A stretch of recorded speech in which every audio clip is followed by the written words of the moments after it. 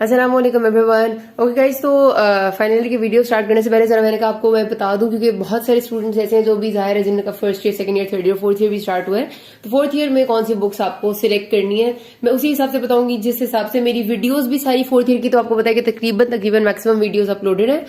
वो जिन बुक्स से मैंने बनाई है जो खुद मैंने पढ़ी थी, क्योंकि आपको पता है कि बहुत से स्टूडेंट्स होते हैं जो चाह रहे होते हैं कि हमें डिस्टिंक्शंस भी है, तो उस हिसाब से आई गाइड यू कि क्या हिसाब किताब है। ठीक है, पहला सब्जेक्ट आपको पता है सबको कि फोर्थ ईयर का होता है स्पेशल पैथोलॉजी।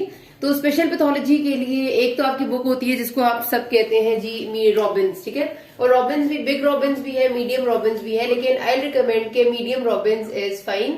बिग रॉबिन्स बहुत ज्यादा हो जाती है और कोई फायदा भी नहीं होता। आपका पेपर मीडियम रॉबिन्स भी आपसे पूरी नहीं होती बल्कि अच्छे से, और मीडियम रॉबिन से पेपर बेहतरीन हो जाता है। ठीक है, कुछ बल्कि कुछ भी नहीं, कोई ना भी करेगा बिग रॉबिन से कोई टॉपिक तो it's very much fine. GIT में से एक दो चीजें देख लें, अदरवाइज ठीक होता है। ठीक है, उसके साथ एक बुक होती है शॉर्ट बुक, पैथोमा के नाम से आती है। तो मैंने जो फॉलो किया सारा साल, आई टेल यू, वो मीडियम रॉबिन्स ही। मैंने इसके अलावा कोई बुक नहीं देखी। आपको हर चीज सही तरह से अच्छे से समझ भी आ जाती है, हर चीज आपकी बहुत अच्छे से कवर भी हो जाती है। सारे एमसीक्यूज एसीक्यूज इसमें से आ सकते हैं, मतलब आराम से हो जाते हैं। जो पैथोमा है ना, ये थोड़ी शॉर्ट बुक है। शॉर्ट बुक इज दैट, इसमें आपको बहुत बड़ा बड़ा कॉन्सेप्ट नहीं मिलेगा, लेकिन आपने अगर एक जल्दी रिवीजन करनी है, फिर आप बिल्कुल साल के एंड में पहुंच चुके और पढ़ना चाह रहे हो, तो फिर आप पैथोमा पढ़ें। लेकिन कुछ लोग ऐसे भी हैं जो कि मीडियम रॉबिन्स को नहीं पढ़ना चाह रहे होते, तो वो क्या करते हैं कि पैथोमा ही लेते हैं और पैथोमा पे साथ साथ लिखते रहते हैं बहुत सारी चीजें, क्योंकि पैथोमा में हर चीज नहीं है, सफिशिएंट नहीं है, वो अकेली वो सफिशिएंट नहीं है। तो वो साथ उस पर बहुत कुछ पर लिख लेते हैं रॉबिन से, जो इंपॉर्टेंट होता है। लेकिन वही बात है कि आपके फिर पढ़ने के स्टाइल पे डिपेंड करता है, अगर आप उस तरह से कर सकते हैं, लेकिन वो थोड़ा सा मुश्किल हो जाता है। और ऑनेस्टली मैंने जिससे वीडियोस भी बनाई है, जो मैंने सारे के सारे कॉन्सेप्ट्स दिए हैं, वो सब मीडियम रॉबिन्स है। लेकिन अगर आप ये करें कि आप पैथोमा ले रहे हैं और साथ मेरी वीडियोस देख रहे हैं, तो फिर काफी हद तक अच्छा गुजारा हो जाएगा। लेकिन अगर आप सिर्फ और सिर्फ कहें कि मैं सिर्फ पैथोमा से पढ़ूंगा और अच्छे से पास हो जाऊंगा, तो फिर मुश्किल हो जाता है। ठीक है, क्योंकि इसमें बहुत सारी चीजें हैं जो मिस हो जाती हैं। या तो आप पैथोमा ले रहे हैं तो साथ में आपने उस पर फिर लिखना है बहुत कुछ, जो कि रॉबिन्स में से होगा, जो इंपॉर्टेंट चीजें हैं। अगर आप मीडियम रॉबिन्स ले रहे हैं तो वो अकेले ही काफी है। ठीक हो गया, तो ये बुक्स है। इसके अलावा आपने कोई तीसरी बुक रेफर नहीं करनी। These are the best books. Community medicine के लिए ना, आपको सबको देखा होगा, एक के पार्क नाम की बुक है जो कि बड़ी बुक है हमारे पास। इसके अलावा फिर एक हमारे पास होती है एक्सेल कम्युनिटी मेडिसिन की, जिसको नवीद आलम भी कहते हैं। ठीक है, दोनों एक ही बुक के नाम है। अब मैं आपको बताती हूँ, जो के पार्क है ना, ये बहुत एक्सटेंसिव बुक है, काफी मोटी भी है और इसमें बहुत ज्यादा डिटेल में टॉपिक्स लिखे हुए हैं। वही बात है कि इन सारे टॉपिक्स की इतनी डिटेल में जरूरत नहीं होती।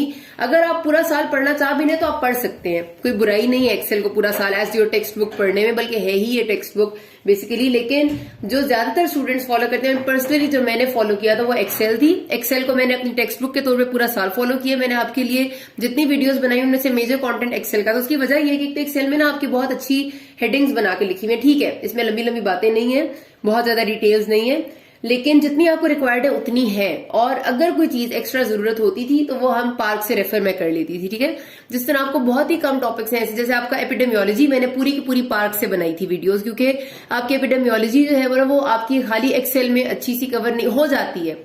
ऐसी बात नहीं कि नहीं होती, लेकिन जरा पार्क में ज्यादा डिटेल है उसकी, और एपिडेमियोलॉजी में से आपका बहुत ज्यादा चंक आना होता है एमसीक्यूज एसीक्यूज का। तो बेहतर ही होता है कि फिर आप ऐसी चीज जो बहुत ज्यादा इंपॉर्टेंट है वो आप बड़ी बुक से करें। तो जो मेरी रिकमेंडेशन होगी आपके लिए वो यही है कि आप डिस्टिंक्शन भी आ जाएगी, ऐसी बात नहीं कि वो नहीं आ सकती आपकी। एक्सेल से पढ़ें एज योर टेक्स्ट बुक।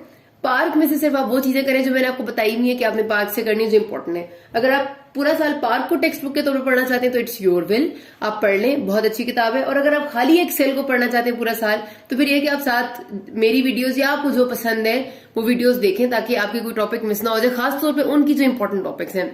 खाली एक्सेल से पूरा साल करना और पार्क से कोई टॉपिक ना करने से भी तकरीबन आराम से हो जाता है। सिर्फ एक दो ऐसी चीजें जो बिल्कुल भी एक्सेल में नहीं है वो आपने देखनी होती है पार्क से। ठीक है, तो मेजर बुक मैं रिकमेंड यही करूंगी। एंड साइड बुक आपको एक पार्क खरीदने की जरूरत नहीं होती, आप पीडीएफ ले लें, या फिर कुछ जैसे एपिडेमियोलॉजी आप फोटोकॉपी करा लें और बाकी कोई टॉपिक्स है तो एक दो उनकी तस्वीरें ले लें, दैट्स इट। ठीक है, पार्क खरीदने की भी जरूरत नहीं होती अगर आप मेरी बात को फॉलो करना चाह रहे हैं। ठीक है, तो मैंने इसी तरह पढ़ा है, इसी तरह पेपर्स भी दिए, एग्जाम्स दिए, टेस्ट दिए, एवरीथिंग वाज सो गुड अल्हम्दुलिल्लाह। ठीक है, आपका आराम से हो जाता है।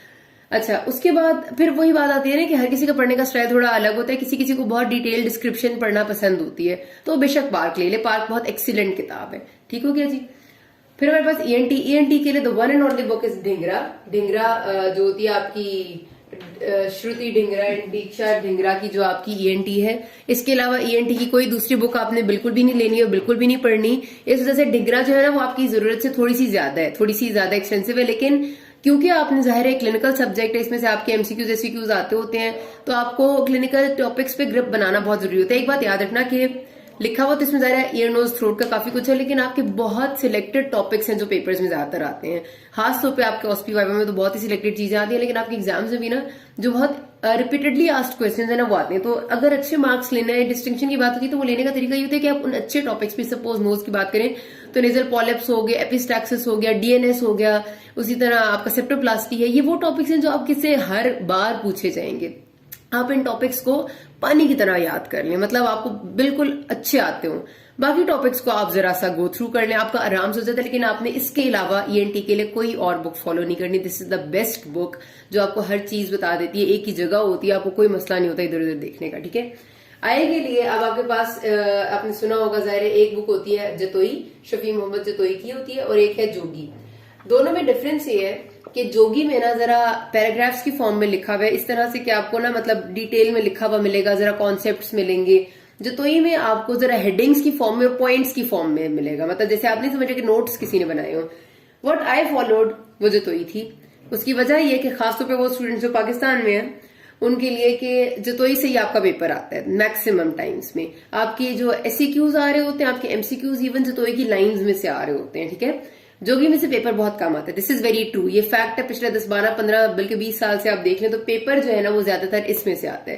तो जो बुक पेपर आपका आ रहा होता है जहां से, उसको अगर आप पढ़ेंगे तो आपके लिए ज्यादा आसान होता है पेपर को अटेम्प्ट करना। मैं ये नहीं कह रही कि जोगी जो लोग पढ़ते हैं उनका पेपर नहीं अटेम्प्ट होता, हो जाता है, बहुत अच्छा हो जाता है, लेकिन जतोई वो है जिसमें से मेजर चीज आ रही होती है आपकी एग्जैक्टली लाइन्स की फॉर्म में। ठीक है, दूसरी बात है कि फिर यहाँ पर आ जाते हैं, ये दोनों किताबें अपनी जगह ठीक है, लेकिन फिर वो ये आ जाता है कि हर किसी का पढ़ने का स्टाइल और समझने का स्टाइल थोड़ा डिफरेंट होता है। मुझे अगर एक किताब होगी जिसमें पिक्चर्स ज्यादा होंगी, जिसमें पॉइंट्स और हेडिंग्स बनी हुई होंगी, मुझे उससे पढ़ना आसान लगता है। और जहां तक कॉन्सेप्ट लेने की बात है तो कॉन्सेप्ट आपको कुछ हद तक आपकी बुक देती है, नहीं दे रही होती तो आप गूगल पे सर्च कर लेते हो, अदरवाइज आपके यहाँ लेक्चर्स भी हो रहे होते हैं।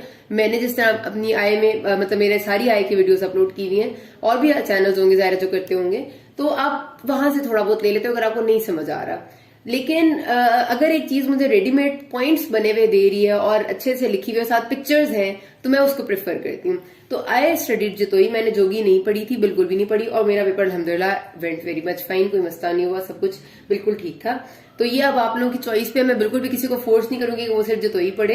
अगर किसी को पॉइंट्स की फॉर्म में लिखा हुआ होना और जरा हेडिंग्स बनी हुई, मतलब बहुत ही ज्यादा छोटा छोटा करके जो लिखा होना, अगर किसी को उससे बहुत ज्यादा मसला होता है और साथ वो वीडियोस भी नहीं देखता सही से, तो फिर वो जोगी ले ले। लेकिन अगर किसी को ये तरीका ठीक लग रहा है जैसे मैंने फॉलो किया है, और साथ वो वीडियोस देख लेता है और या फिर गूगल से सर्च कर लेता है अगर कोई चीज नहीं समझ आए, तो फिर वो जतोई बेस्ट है। ठीक है, तो ये हो गया आपके 4 सब्जेक्ट। किसी कोई मसला हुआ you can ask me. Thank you.